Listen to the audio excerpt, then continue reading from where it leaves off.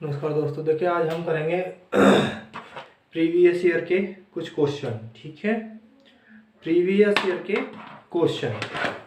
सबसे पहला क्वेश्चन है मैथ के कि एक हवाई जहाज 250 किलोमीटर, ठीक है, 250 किलोमीटर प्रति घंटे की गति से 4 घंटे में एक निश्चित दूरी तय करता है। भाई सीधी सी बात है, एक घंटे में 250 किलोमीटर जा रहा है तो 4 घंटे में कितना जाएगा? 1000 जाएगा। ठीक है, 1000 किलोमीटर जाएगा। ठीक है, 1000 किलोमीटर जाएगा। फिर ये कह रहा कि निश्चित दूरी तय करता है 1 घंटे 40 मिनट में, उसी दूरी को तय करने में कितना समय लगेगा। ठीक है, तो देखिए दूरी चाल क्या होती है, दूरी अपॉन समय होती है ना। तो ठीक है, देखिए इस 1 घंटा है, इसको भी जो है किसमें घंटे में चेंज कर लेते हैं। ठीक है, घंटे में चेंज कर लेते हैं। 2 दूनी 4, 2 तिया 6, 3/2 और 3 एकम 3 है तो 5, 5 नीचे, क्योंकि 5 बटे कितना आएगा? 2 आएगा, और 2 हम नीचे ना लिख के इसे डायरेक्ट मल्टीप्लाई में ऊपर लिखेंगे। ठीक है, 2 सॉरी 3 है नीचे, है ना। यहाँ पर 3 एकम 3 और 2 5, 5 और नीचे है 3, तो 3 को हम ऊपर लेके जाएंगे। ठीक है, काट दीजिए। 5 दूनी 10, 200, 3 2 तिया 600, 600 किलोमीटर पर आवर ये इसकी चाल होगी। ठीक है जी, क्वेश्चन समझ में आ गया होगा। दोबारा समझाता हूं आपको, थोड़ा सा लेंथ ही लेके। ये तो हुआ शॉर्ट, ठीक है, ये हुआ आपका शॉर्ट।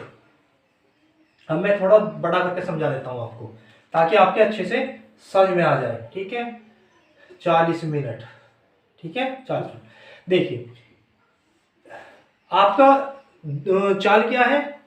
चाल है हमारी 250 किलोमीटर पर आवर। ठीक है, पर आवर।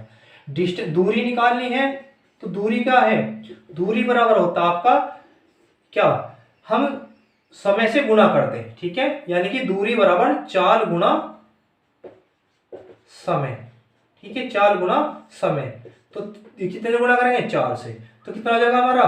25 चौका 100 और ये 0 ऐसे आ जाएगा, इतने किलोमीटर। ठीक है, 1000 किलोमीटर आ गई।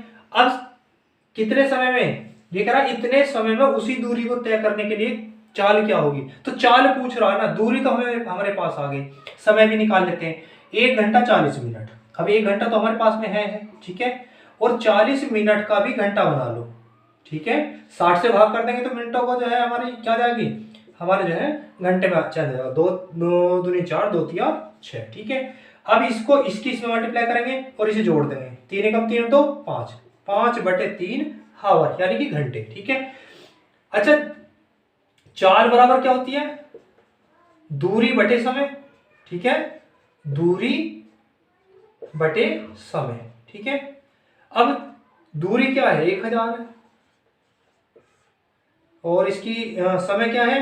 5/3 है, तो इसे ऊपर लेके जाएंगे 3 को। ठीक है, तो 5 दूनी 10, 200, 2 तिया 600, 600 किलोमीटर पर आवर ये हमारा आंसर हुआ। ठीक है, अब देखते हैं नेक्स्ट क्वेश्चन। दिखाई दे रहा ना?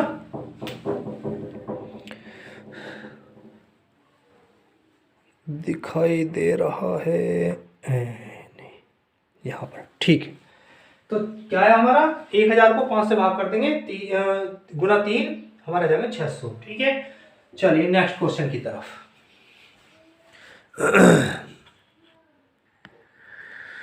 देखिए नेक्स्ट क्वेश्चन है, नेक्स्ट क्वेश्चन है कि यदि बस किसी स्थान पर न रुके तो वह 1 घंटे में 45 किलोमीटर तय कर पाती है। ठीक है, 1 घंटे में 45 किलोमीटर जा रही है। ठीक है, कितनी? 45 किलोमीटर, यानी कि 60 मिनट में 45 किलोमीटर। ठीक है, 45 किलोमीटर। ठीक है, अब ये कह रहा है यदि वह सभी स्थानों पर रुके, और वह किसी स्थान पर नहीं रुकती, तो अगर वह सभी स्थानों पर रुके तो 36 किलोमीटर दूरी तय कर पाती है। कितने में? 1 घंटे में। ठीक है, तो 36 किलोमीटर तो कितनी कम हो गई? कितनी कम हो गई? कितनी कम हो गई उसकी, मतलब जो है जो चाल है उसकी, या दूरी मतलब जो है कितने कम कर पा रही हो। तो देखिए इन दोनों का डिफरेंस कितना हुआ? ये हुआ हमारा 9। ठीक है, तो 9 किलोमीटर के बराबर समय कितना होगा? 9 किलोमीटर ही तो कम कर पा रही है, तो 9 किलोमीटर का समय निकाल दो। तो 60 मिनट में 45 जा रही है, तो 9 कितने में जाएगी, ठीक है, 9 किलोमीटर कितने समय में जाती। अगर वह ना रुकती तो 9 किलोमीटर तय कर लेती, तो कितने समय रुकी है वो, तो इससे निकल जाएगा 15 चौका 60 और 15 ती 45, ठीक है, 15 ती 45 और 3 तिया 9, 4 तिया 12, यानी कि 12 मिनट, ठीक है, समझ में आया, ठीक है। चलिए एक बार मैं वैसे समझा देता हूं आपको, क्योंकि शॉर्ट तो मैंने आपको बता दिया और फिर समझ में भी आ जाएगा, ठीक है। देखिए 1 घंटे में 45 किलोमीटर जा रही है, ठीक है, 1 घंटे 45 किलोमीटर जा रही है, तो 45 किलोमीटर प्रति घंटा उसकी चाल हो गई, ठीक है, किलोमीटर प्रति घंटा चाल हो गई ना, चाल, ठीक है। अब वह कितनी दूरी कम तय कर पा रही है, अगर वह ना रुकती तो 5 4 9 किलोमीटर की डिफरेंस आ रहा है, 9 किलोमीटर का डिफरेंस आ रहा है, ठीक है। तो 9 किलोमीटर का क्या निकालना है, समय निकालना है। तो टाइम बराबर क्या होता है, चाल हमारा जो है क्या करेंगे, तो हम जो है इसको इनका डिफरेंस लेंगे, कितना होगा, इनका डिफरेंस होगा 9 किलोमीटर, यानी कि अगर वो ना रुकती तो 9 किलोमीटर भी तय कर लेती, लेकिन अब वो 9 किलोमीटर कम जा रही है, तो कितने समय में जाएगी। फॉर्मूला क्या होता है, तो क्या होगा इसका समय, क्या निकालना है हमें निकालना समय, ठीक है, समय निकालना है। तो हमें दूरी कितनी है 9, ठीक है, दूरी कितनी है 9, चाल क्या है, चाल है हमारी 45, ठीक है, 45, लेकिन ये क्या है किलोमीटर में है, तो यानी कि इसको 60 से गुणा करनी पड़ेगी हमको 45 से, ठीक है, इसको घंटे में बनाने के लिए। तो 15 चौका 60, 15 ती 45, 3 तिया 9 और 4 तिया 12 मिनट, ठीक है, 12 मिनट।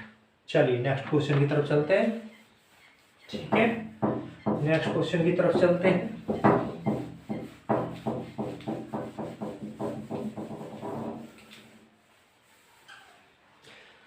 अब मैं शॉर्ट में कराऊंगा, ठीक है, क्योंकि बेसिक आपका क्लियर होना चाहिए। देखिए नेक्स्ट क्वेश्चन यानी कि थर्ड की तरफ चलते हैं हम। क्या ये कह रहा कि एक आयत की लंबाई चौड़ाई का अनुपात ये है, ठीक है, एक आयत की लंबाई चौड़ाई का अनुपात ये दिया हुआ है, ठीक है, ये लंबाई हो गई और ये चौड़ाई हो गई, ठीक है, इसका क्षेत्रफल ये दे रखा है। तो ये कह रहा कि लंबाई तथा क्षेत्रफल का अनुपात क्या होगा, लंबाई तथा क्षेत्रफल का अनुपात क्या होगा।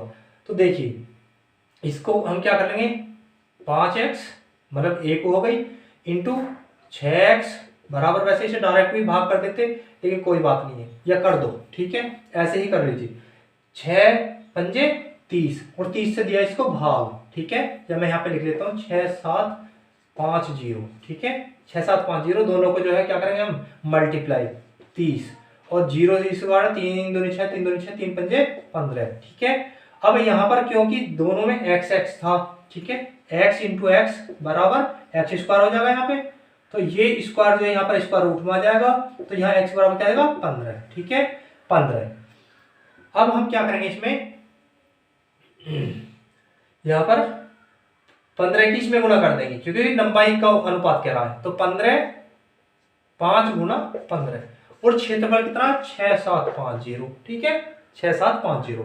इसे जो है हम 15 से पहले 5 से काट लो, 5 या पहले 15 से 5 से काटो, 5 एकम 5 5 तिया 15 5 पंजे 25 15 से काटो 15 डिमा 135, यानी कि इसका आया 1:90, ठीक है, या 1:90, ठीक है, 1:90, ये हमारा आंसर है, ठीक है, ये हमारा आंसर है। नेक्स्ट क्वेश्चन की तरफ चलते हैं, ठीक है।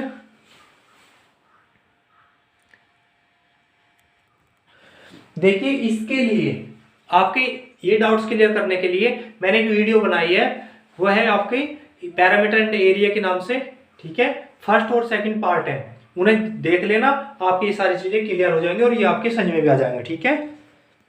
अगर आपका बेसिक क्लियर नहीं है तो ये भी नहीं होंगे। देखिए क्वेश्चन है 11 से विभाजित होने वाली 4 अंकों की छोटी संख्या, सबसे छोटी संख्या तथा अंकों के योग, उसके अंकों का योग तथा 13 से विभाजित होने वाली 4 अंकों की छोटी संख्या, यानी कि जो 4 अंकों की सबसे छोटी संख्या है उसके अंकों का योग कितना होगा। ठीक है, सबसे पहले हम ऐसी छोटी संख्या निकालते हैं जो हमारी 11 से विभाजित हो। ठीक है, तो देखिए सबसे छोटी तो हमारी 100 है। कितनी, ये 4 अंकों की कह रहा है ना, ये 4 अंकों की बोल रहा है। ठीक है, कितनी, 4 अंकों की। तो 1000 हमारी 4 अंकों की सबसे छोटी संख्या है। ठीक है, अब हम देखते हैं कि इसमें छोटे से छोटा क्या जोड़ दें कि 11 से विभाजित हो जाए। तो ये तो बिल्कुल नहीं होगा। अगर हम यहाँ पे लास्ट में 1 लगाते हैं यानी 1 जोड़ते हैं, अब ये 11 से विभाजित होगी।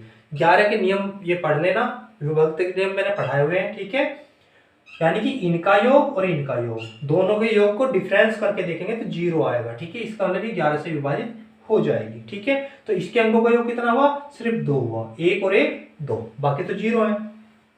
अब देखते हैं हम 13 से विभाजित होने वाली संख्या। तो देखिए आपकी 11 गुना 7 गुना 13, इनका अगर गुना करोगे तो ये 1001 ही आएगा, ध्यान रखना। ठीक है, तो मुझे इसका जरूरत नहीं है बिल्कुल भी करने की, समझाने की। ठीक है, क्योंकि ये मैंने उसमें समझाए हुए हैं आपको। ठीक है, चलिए अब ये 1001। ठीक है, अब 1001 मैं बताऊंगा क्योंकि 13 का गुणनफल है तो छोटी छोटी कह रहा 4 अंकों, तो ये इसकी भी यही होगा। ठीक है, और अंकों का योग भी यही होगा। इन दोनों को गुना करेंगे, कितना आएगा, 2 दूनी 4, 4 ही इसका आंसर होगा, 4 ही इसका आंसर होगा। ठीक है, चलते हैं नेक्स्ट क्वेश्चन की तरफ।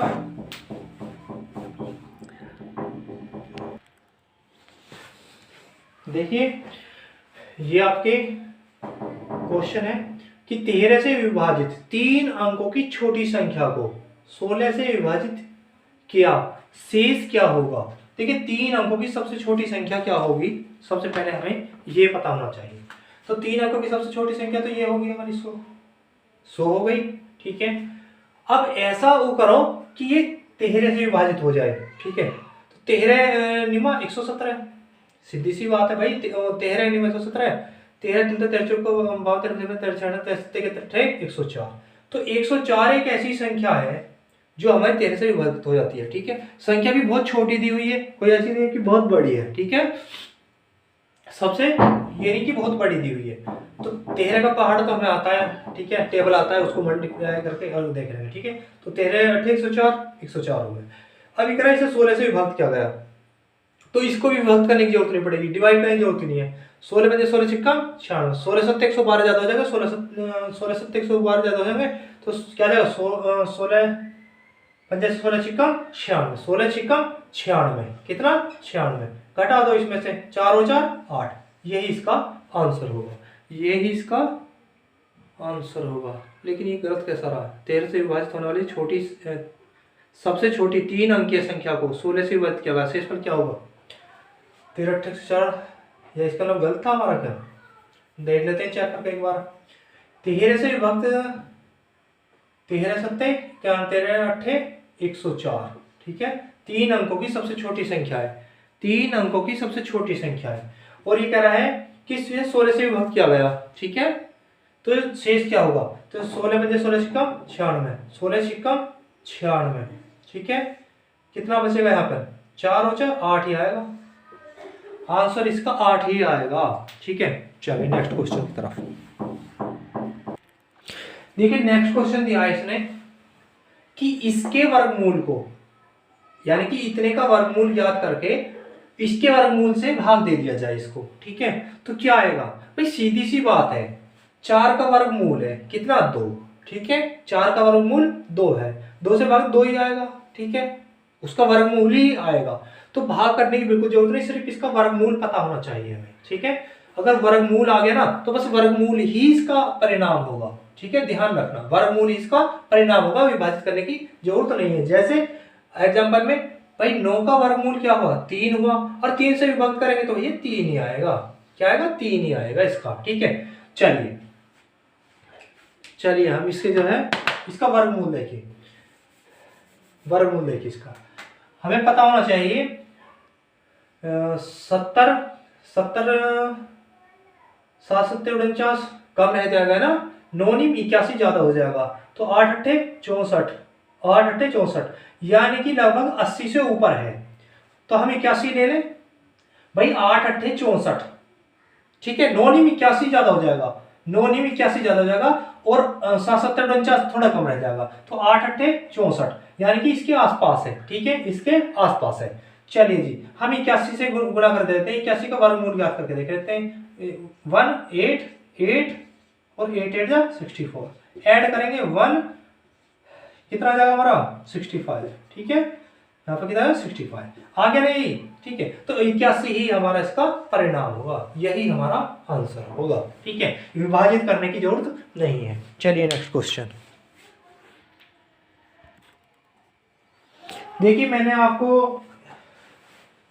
पैरामीटर एंड एरिया ये करा दिया है। ठीक है, आप उस वीडियो को अगर देख लोगे तो ये सारी चीजें क्लियर हो जाएंगी। ठीक है, ये सारी चीजें क्लियर हो जाएंगी।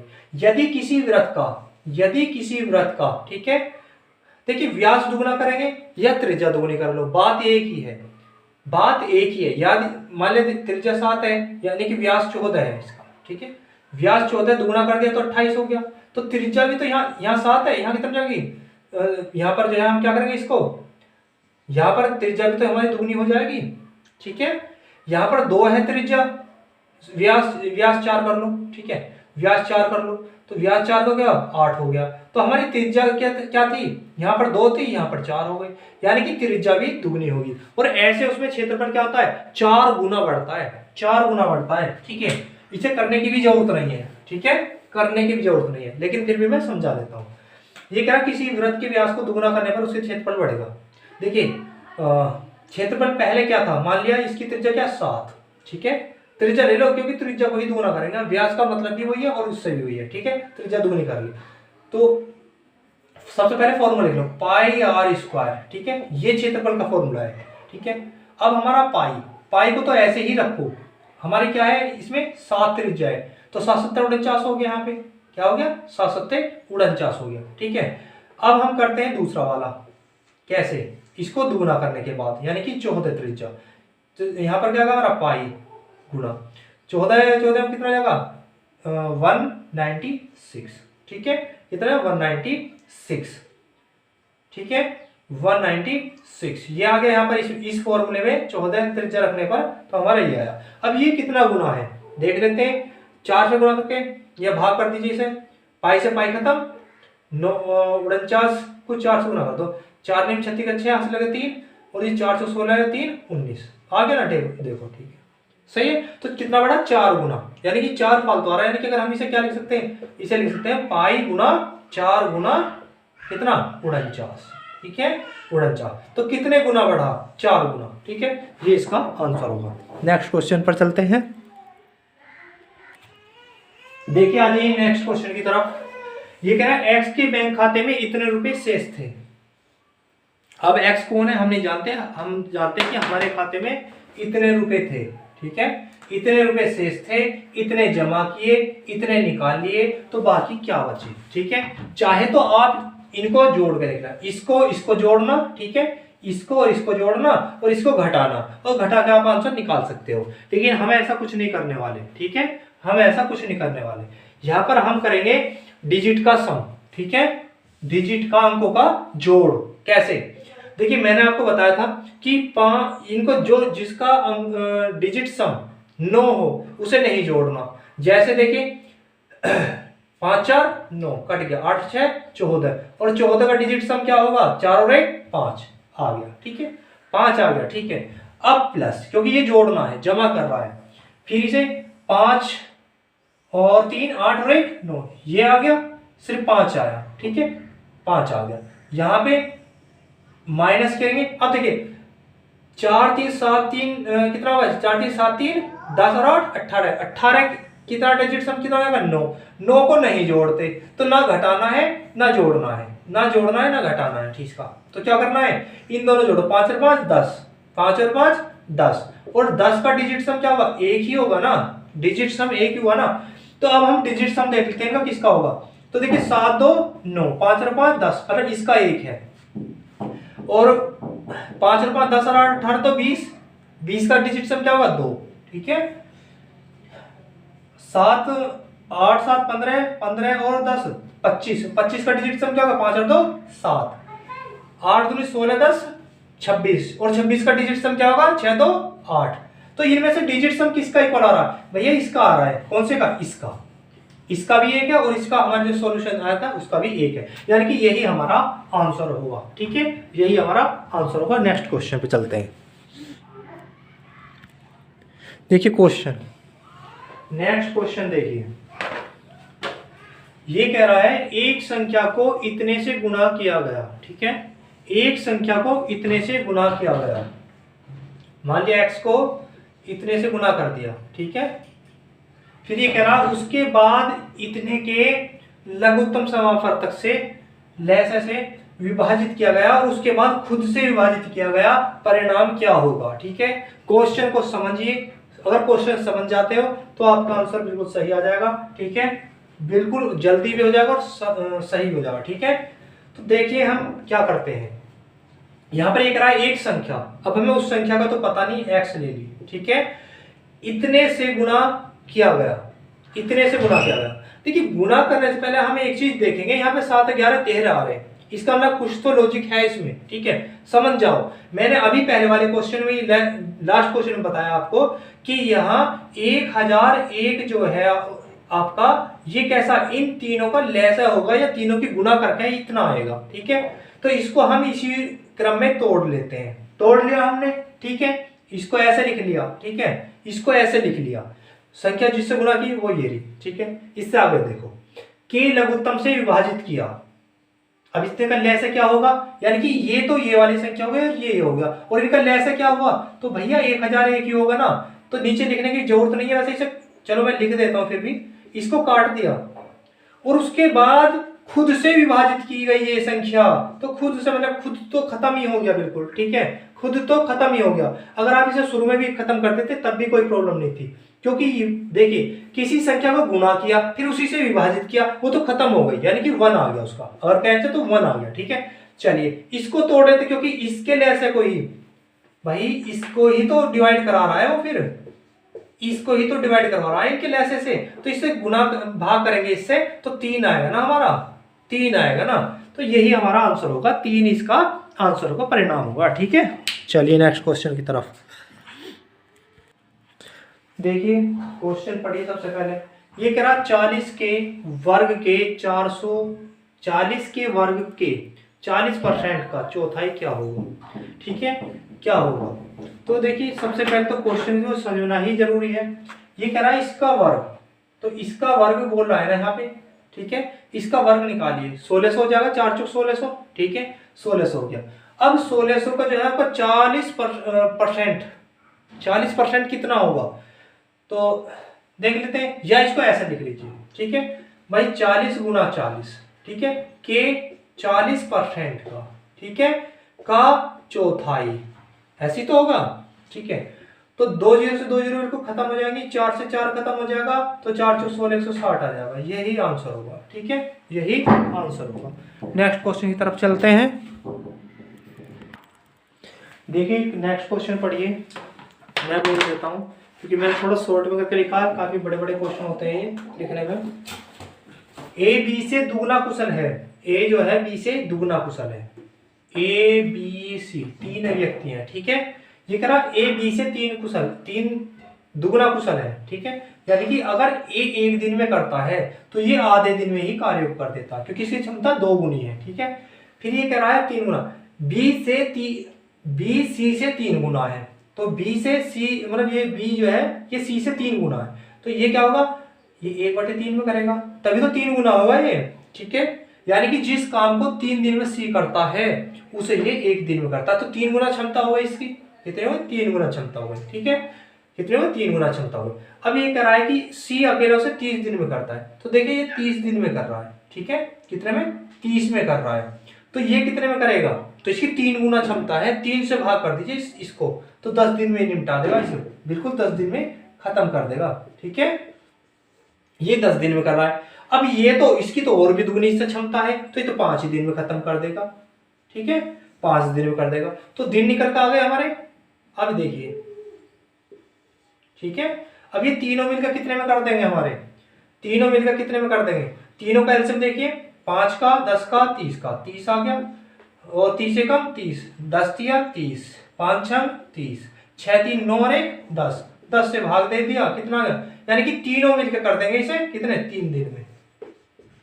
ठीक है, 3 दिन में खत्म, फिनिश। ठीक है, चलिए